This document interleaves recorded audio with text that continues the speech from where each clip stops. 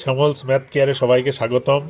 আজকে আমি ক্লাস 7-এর একটা বর্গমূলের অঙ্ক কষে দেখি 1.4-এর পেজ 17 নম্বরের একটা গুরুত্বপূর্ণ অঙ্ক করছি।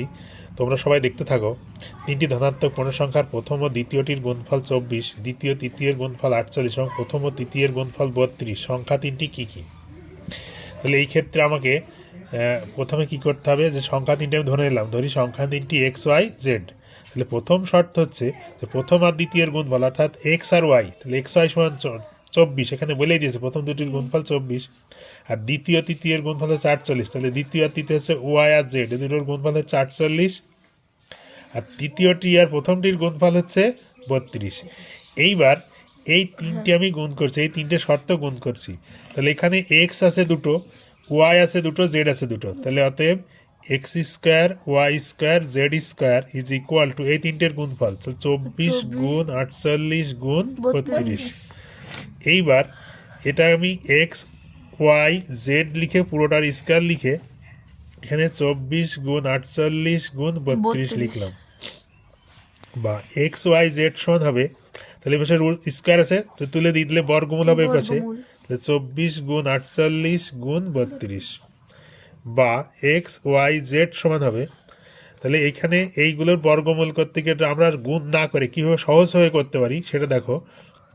তো 24কে আমি 3 গুণ 8 লিখলাম, আর 48কে 8 গুণ 6, 6 মানে আবার 3 গুণ 2 লিখলাম, আর 32কে 16 দুগুণই 32, তাহলে 16 আবার হচ্ছে 4 গুণ 4 গুণ 2 লিখলাম। তাহলে অতএব এক্স ওয়াই জেড সমান, দেখো এখানে 3-এর জোড়া আছে, তাহলে বর্গমূল থেকে একটা বাইরে আসবে, 8-এর জোড়া আছে একটা 8 বাইরে আসবে, এই 2-এর জোড়া আছে একটা 2 বাইরে আসবে, এবং 4-এর জোড়া আছে একটা 4 বাইরে আসবে। তাহলে X Y Z equal to পেলাম আমরা, তাহলে এটা গুণ করলে হবে 4 দুগুণি 8, 28টা 64 গুণ 3, তাহলে 64কে 3 দিয়ে গুণ করলে কত হয়, 3 4 12, 2 হাতে 1, 3 4 1 19, 192।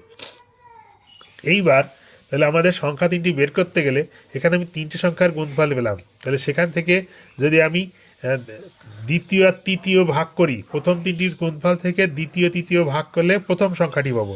তাহলে প্রথম সংখ্যা কত হবে, তাহলে তিনটি সংখ্যার গুণফল 192, সেখান থেকে দ্বিতীয় আর তৃতীয়র গুণফল 48 দিয়ে ভাগ করতে হবে।